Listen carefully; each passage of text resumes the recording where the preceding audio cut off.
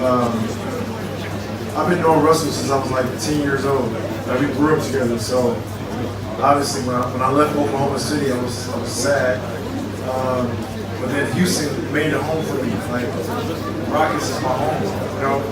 And now the opportunity came available to where Russ wasn't happy, and now we're back, and it's gonna be a lot of fun this year. I guarantee you that.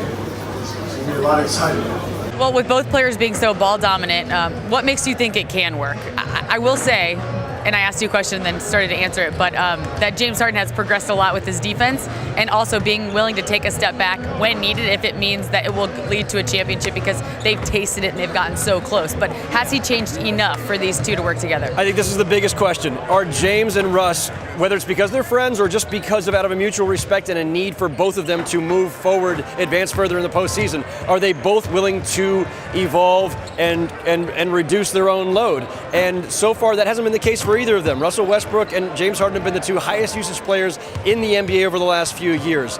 Neither one, like Russ did give up a little bit for Paul George, but he still was way up there. James Harden gave up a little for Chris Paul, but still, he prefers to have the ball in his hands. Westbrook, not much of a shooter, so playing off the ball, he's a threat to drive, but he's not going to space the floor as a shooter.